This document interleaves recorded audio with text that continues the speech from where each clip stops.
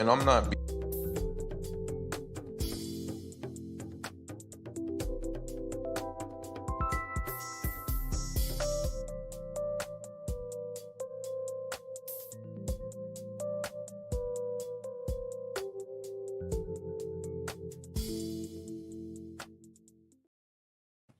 Well, hello there, fam. Welcome, welcome, welcome to You Plant, We Water. I am your host, Dr. Toya Flowers, licensed professional counselor with a PhD in counseling. I'm also a professor of, you guessed it, counseling, and I have a specialization in marriage, couples, and family counseling. And here on this corner of the world, on this show in particular, we are focused on bringing together our faith, our mental health, and our relationships to talk about topics and things that will help us to have the happy, healthy, thriving relationships that God actually wants for us.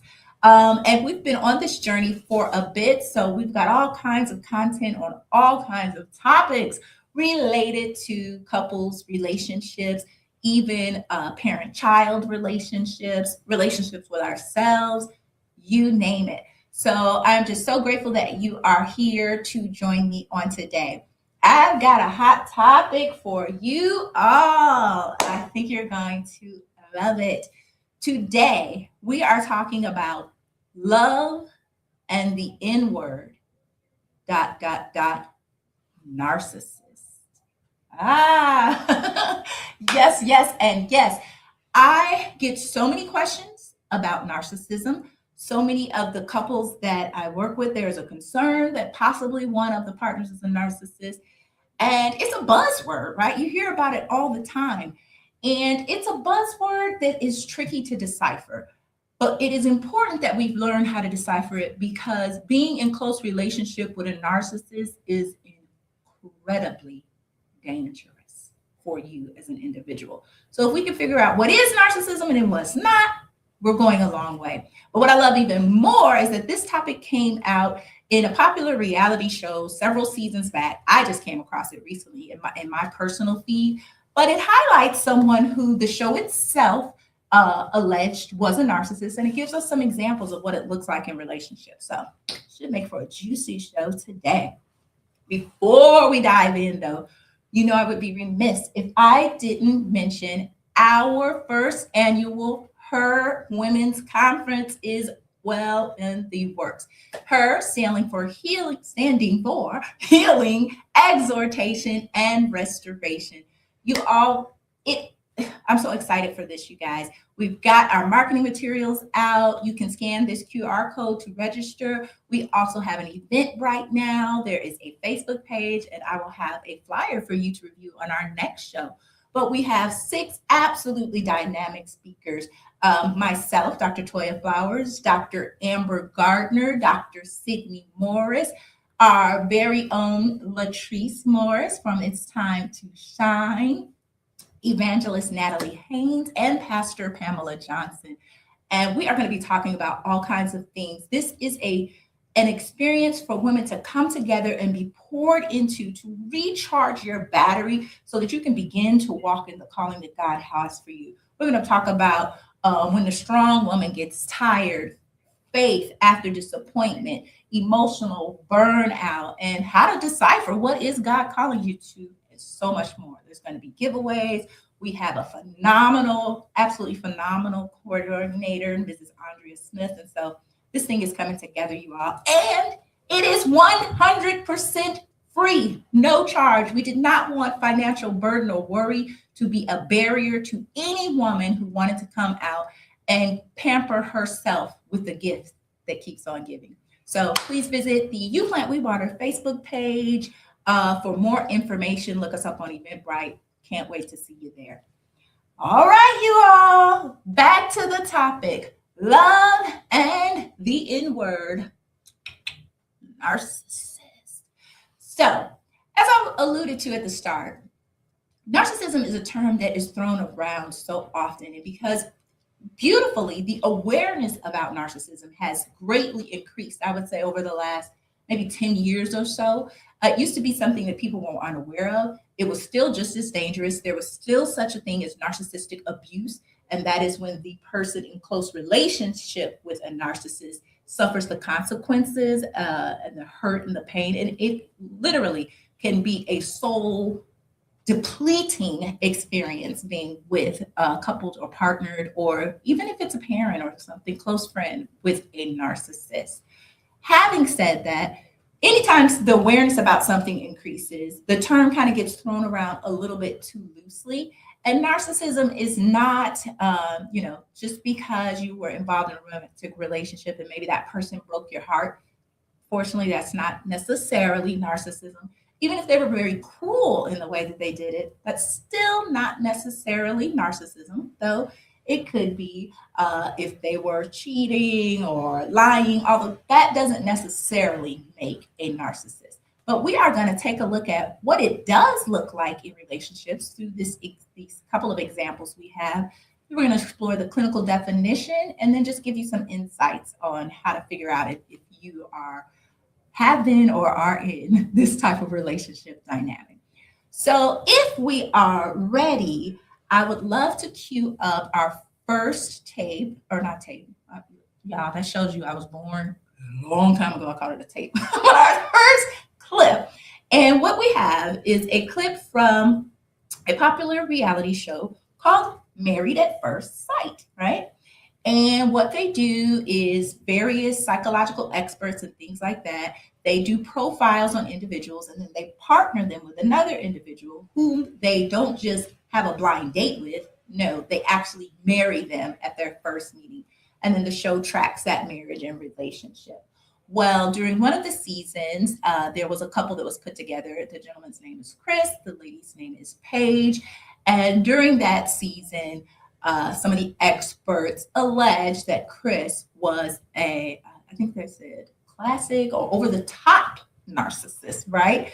Now, what we can see, I don't know Chris personally, so I would never diagnose him, but what I can show you are some typical relationship patterns and traits that Chris does exhibit during the show that are in alignment with narcissism.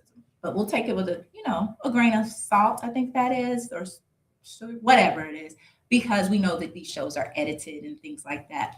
Having said that, let me see, what else do I want you all to know about Chris? Let's just show the first clip and then I'll share some insights and give you my professional opinion from the petty professional and prophetic. All right, are we ready? Do we have it queued? And I'm not being disrespectful here, but there's so many beautiful, Black queens, white queens, Hispanic queens here in the city of Atlanta, and I just feel like it shouldn't be hard to find somebody that's, because I'm not that picky. But no, Chris, but you're not that picky. Y'all, out of all the millions of women here, y'all picked the one that was just like, No, I'm not gonna take that. No, that is not true. That is so not true. It's just not. It's just not. I'm talking about for what I like, and look, because it's my wife. When I talked to you, I asked you. You remember we had this conversation? Yeah, I said I was open. So then, what are we supposed to do? You guys are responsible. It shouldn't be that difficult to find somebody that I should be, even if you wanted somebody to be a power couple. You wanted someone where you guys walk into a room and you could work a room. Yeah, but you have to be attracted to the person, though. In every other area, she was qualified. It's just that you didn't like her face. Yes, sir. Oh, man. Okay. Yeah, man. I look, Chris, attraction has to be more than physical. If you're truly looking for a marriage, then you need to be focused on shared values and you have to let attraction grow. That's what I did, though. Dude, you did not. I did No, you did not. You never gave your marriage a chance to grow in love. You never gave your marriage a chance to become attracted to her. Chris, I want the best for you. I want the best for her, man. But I know that this has been very painful for her. And I want you to seriously consider how you handle relationships. Because this ain't even about you and Paige anymore. Because you've been engaged a couple times. And neither of them have come to fruition. And now you're married, and that's not working, okay? So your next decisions have to be well thought out. They have to be serious. You have to look at this and say to yourself, what am I learning from this? You understand what I'm saying? Because I don't feel as you though this is not your finest hour here. Would you? What you think it is? This is not the best. This has not been finest hour. No, this has not been your finest hour. But given the circumstances, I can leave this process knowing that I handled it to the best of my ability. Could I have done things certainly differently? 100%. But you can't to the best of your ability. What does that mean, man? The best that I possibly could have. Chris, you're married and you just bought a car for your ex.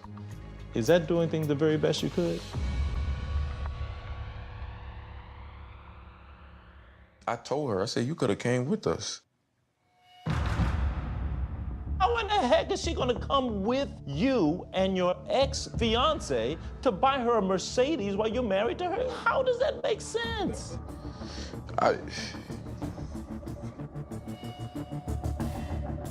Well, what the heck was she gonna do tagging along to buy a car? I mean, yeah. That was on her. Okay, what you're doing now is you're showing me how little you care about her feelings. That's not true. You can't expect me to say, hey, I'm going to apologize for buying Mercedes, because I can't. Like, I've worked hard to ensure that my kids came in with an inheritance. So I'm already, hey, yo, I need to buy you a house too. Dude, I mean, those impulsive decisions, I believe, is what got you screwed up in the first place.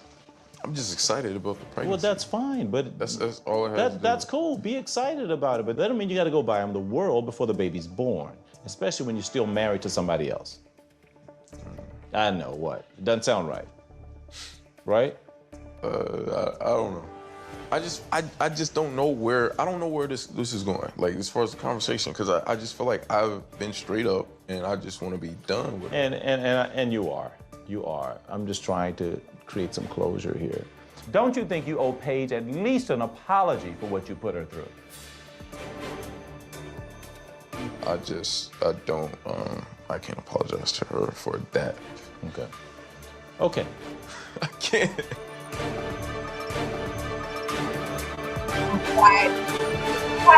First clip there. Okay. So what we saw there was a little bit of the lack of empathy. And remember, empathy means the ability to put ourselves in someone else's shoes and try to imagine what it's like to be them, which typically prevents us from doing something that's incredibly hurtful or harmful to them. But we got to see a little bit of that lack of empathy. They were describing the relationship, which I'm going to highlight a little bit more. Inability to apologize, right? He was like, no, why would I apologize? And the difficulty in receiving correction. Those who truly struggle with narcissism have a very difficult time being accountable. And if you offer correction or what they perceive as criticism in any kind of way, that wall goes up, right? So a little background on the relationship with Chris and Paige. As we know, they were married on this show, Married at First Sight. Upon first seeing her, she was not to his standards. He did not find her to be as attractive as what he was used to. One of his quotes was he was looking for a trophy and didn't feel that she was a trophy. And some of that kind of lines up. It's okay. We all have things that we're attracted to, but kind of that that superiority expectation is in alignment with narcissism. But beyond that, even knowing that he did not find her attractive, he proceeded to continue with the marriage, to consummate the marriage, and to really use and manipulate this woman for her body, knowing that he really was not interested in her. He then later shared with her that he was engaged to another woman who he felt was a trophy and far more attractive than his then current wife, and that he had been engaged to this woman just less than 2 months before marrying her and coming to the show. What we found out is that he actually was still engaged with this woman throughout the duration. Literally, he was engaged to one woman and then married another woman. Those are some big narcissism red flags. It shows a lack of empathy for either person. He then also lets her know that his fiance is pregnant and going to have a baby. So devastation upon devastation for this young woman who's married to him on the show. The pastor there was speaking with him and trying to hold him accountable for the manipulation and the games that he was playing with this young lady. A lot of hot and cold, breaking up with her, getting back with her, breaking up with her, getting back with her. All signs of a narcissist. But sadly, another thing he did was, while married to Paige on the show, he bought his ex-fiance a brand new Mercedes. And that's what they were talking about when he was just kind of, when called on it, he was like, if my wife wants to come, she could have came. You know, that kind of disregard, that cruelness, that coldness, those are some of the things we see in narcissistic relationships. Red flags are things to look for if you're wondering, could I be in relationship with a narcissist? One, there's a superiority, right? The grandioseness, right? They tend to feel that there's something incredibly special about themselves, which is great. We all want to have a good, healthy self-esteem, but they tend to put themselves on a pedestal and others underneath. They can be very prone to cheating, right? Because honestly, if you think that you are, in the petty way, all that in a bag of chips, how could one person be good enough for you, right? Or they might have a series of relationships because a narcissist at their core is struggling with insecurity. And so they will go after these trophies and then become quickly disillusioned if the person doesn't live up to their expectations that they had in their mind, or if the person seems to overshadow them, right? So they can either be too good or not good enough. Either way, the narcissist will not be satisfied and will typically cheat. They tend to have a series of failed relationships. As we heard, Chrissy had been engaged numerous times and now a failed marriage. So you might see that pattern, multiple failed relationships. A lack of empathy, which we've already talked about, meaning not really, because of that lack of empathy, that ability to like, man, I wonder what it's like to be this person. I bet they're really hurting. Because of that lack of empathy, they tend to be manipulative, or they may use others, right, for their gain, right? If you've got something that could benefit them, they might use or exploit another person for it. There'll be a lot of hot and cold, push and pull, I love you, I hate you kind of dynamic. We tend to see a lot of gaslighting. Gaslighting is when someone tries to convince you that the reality is not the reality, right? So I have these flowers here. If I were going to gaslight you, I would say, these flowers aren't there. And you would say, I can see the flowers. Now, if it's just me and you, and I keep telling you, they're not there, I don't know what's wrong with you. I don't know how you're seeing flowers, because there's definitely not any flowers there. That is psychological abuse, and it can make you begin to question your own sanity when that person knows that they are manipulating, right? So those are some of the things that they showed us just a little glimpse of in that clip. If you really want to see how it fully plays out, I encourage you to check out that episode. I got my trusty DSM-5, right? This is how we as therapists and licensed professionals provide diagnoses to people when we are working with them. And I'm going to tell you, narcissism is incredibly hard to give a diagnosis to someone. And I'm going to tell you why. The narcissist is very unlikely to ever seek counseling because they don't think they have any problems, right? So it's unlikely that they're going to come in and see you for individual counseling. They will end up in couples counseling, right? If they are willing to appease their partner and come in. But when they show up to couples counseling, they are going to show up as charming, highly friendly, and likable because the narcissist they usually have a lot of people who love and adore them because they can put a face on that is just like they are that guy, right? Or that girl, just super lovable. And they are. They typically don't show this. They typically only show this other side to those who are closest to them. So what happens in the therapy room is the therapist is charmed and doesn't realize some of these manipulative, hurtful things that are going on behind the scenes. Not only did I come across this clips recently, which I was like, oh, what a great example, but I happen to be working with a couple currently. Though we have been working together for about 4 months, I was just able to give the wife an assessment. There are surveys and things that you can take to see, are you with a narcissist? And I gave her one of those without telling her what it was about. And it came out clear as day that she is indeed married to someone who likely has narcissistic personality disorder. But again, it took 4 months for me to be able to even get a hint that, we might be dealing with this. Now, why am I saying as I look this up and tell you some of the criteria for narcissism? Sadly, if you are with someone who has a personality disorder, personality disorders rarely ever change, and there is no such thing as them being cured, right? Yes, a narcissist could change their ways, but it would take a lot of work and they would have to become very highly self-aware. It is one of the most difficult personality disorders to treat. For that reason, oftentimes the recommended course of action, if you do find yourself in relationship with a narcissist, you may have to leave that relationship because they tend to become very abusive relationships. If you imagine what it's like to be in a relationship with someone who has no care or concern for you, it can get pretty dark.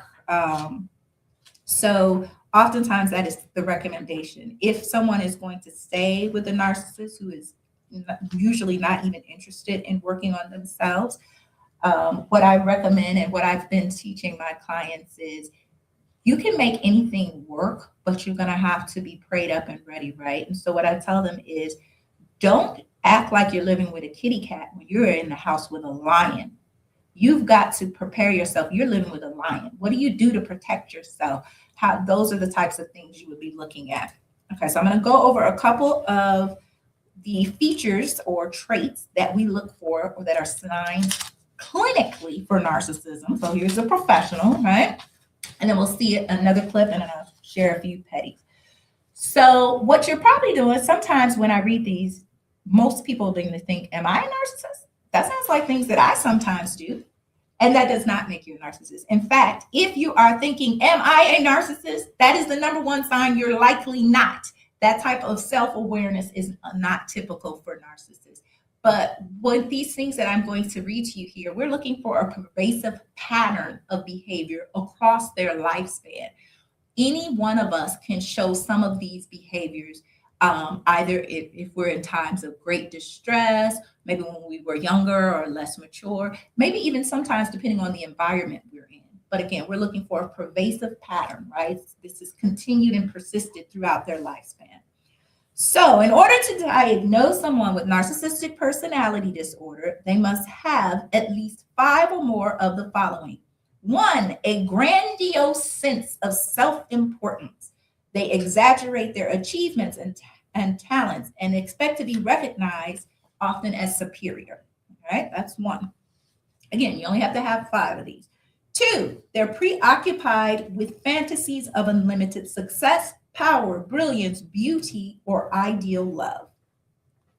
3, they believe that they are special and unique and can only be understood by or should only associate with other special or high status people.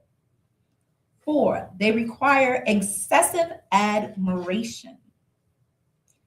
5, they have a sense of entitlement. For example, unreasonable expectations of especially favorable treatment, or that others should automatically comply with their wishes or expectations. 6, they can be interpersonally exploitative. That just means use or take advantage of. It says here they take advantage of others to achieve their own ends, means, or goals. 7, they lack empathy. They are unwilling to recognize or identify with the feelings and needs of others. 8, often envious of others or believe that others are envious of them.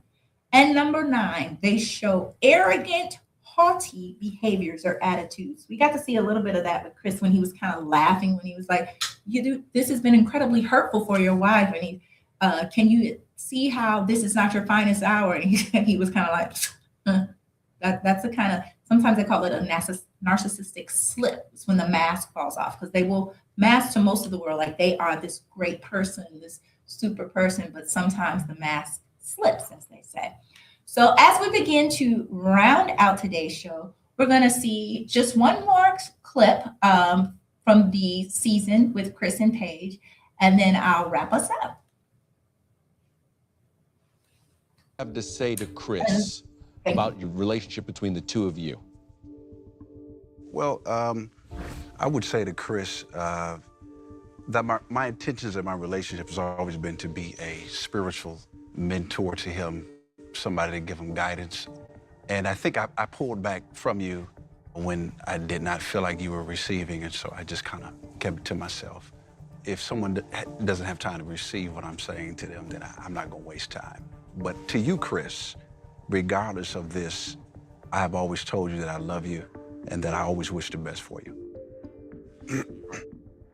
Chris, how do you feel about what he just said? You want honesty or you want me to be fake? No, I want you to be 100% honest. It's a bunch of BS to me. I consider him a friend and a brother, not a mentor. And if you're going to have a conversation with somebody's wife, you have a conversation with the person that introduced you to the wife. It's inappropriate. I stand by that. My main problem was he was comparing Paige and Mercedes, and I felt like he was tearing Mercedes down. He was diminishing the value of Mercedes to build up Paige. Chris, we've just finished talking for a lengthy time about how you diminish Paige. So why can't you forgive him for maybe saying something you didn't like? At that particular moment, that's how I felt at that moment. But we haven't had a conversation. Just because he's sitting here on camera don't mean that, you know, it's all good. I'm not going to be fake about that. And I'm not going to mend anything today. Simple as that. Paige, what do you think about this? It breaks my spirit because they've known each other way longer than I've known either one of them. And I don't think that this should be a divide in y'all's friendship. He does care about you. He loves you. And, you know, Pastor DeWright reached out with pure and good intentions. And I definitely consider him to be like a spiritual advisor. Can I say something, Kevin? Yes, please. My main concern is both of them as a couple. If me and Chris don't mend anything today, that's fine. He knows I love him. However, Chris does not like correction. Yeah, that's bullshit. And when I corrected Chris, that's bullshit. We should have had conversations about that off camera. He has no. Not on camera. You're not gonna do that. You're not my spiritual covering. I understand it, but on this show, what you won't do is disrespect me. You're not gonna disrespect me. On this show, what you're not gonna disrespect me. They brought you out to come talk to me. I didn't come talk to you. I don't have nothing to say to you. Well, let me talk to Chris. Pick. I don't have nothing to say to him. Hold Talk on about for a correction. second. What the Hold on fuck for a you second. mean correction? Chris, hold on for a second. Stop.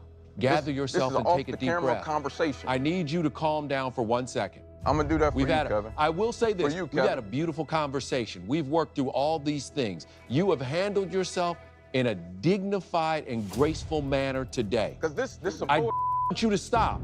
I don't want you to stop. Okay. I want you to continue that. For you, Kevin. It's for you, Kevin. Don't let the anger eat you up.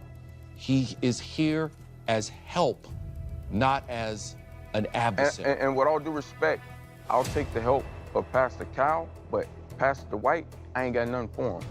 That's absolutely fine. The nature of what I'm called to do as a pastor, it is my job. You wasn't Chris, on hold here as a on. pastor. Chris, you was as a friend. Chris, You gonna let me talk? Stop. No, I'm saying You what I gonna said. You gonna let me talk? You want to talk? You want to come on camera and talk? Well, let's talk then. Paige, I'm ask saying him to what I stop, had to say please. because Just you tell ain't him to reached out. stop for a He's second. not gonna let me talk. I ain't give a to hear Handle what you got to yourself. say. Chris, just stop for a second. Stop for a second, okay?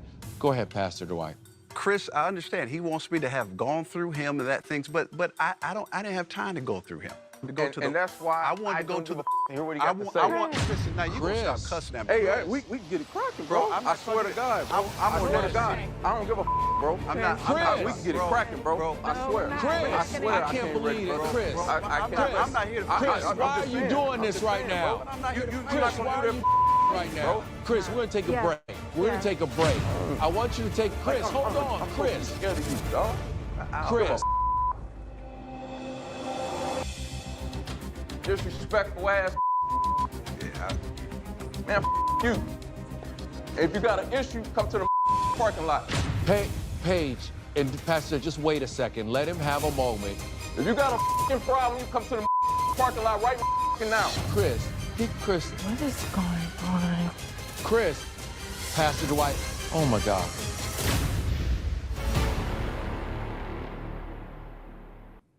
Right, man, right? So again, this is when he received correction. What was displayed there, if Chris is indeed a narcissist, is something that is called the narcissistic rage.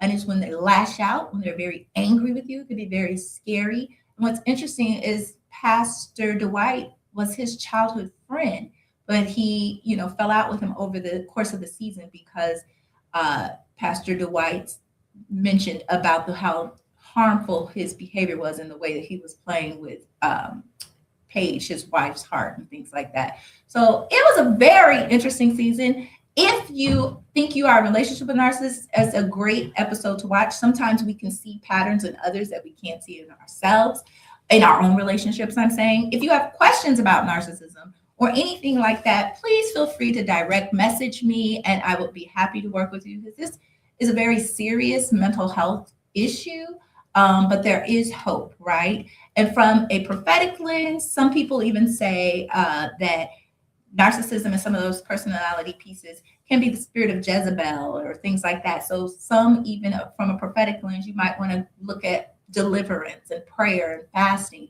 but definitely get help from all avenues, because nothing is impossible with God.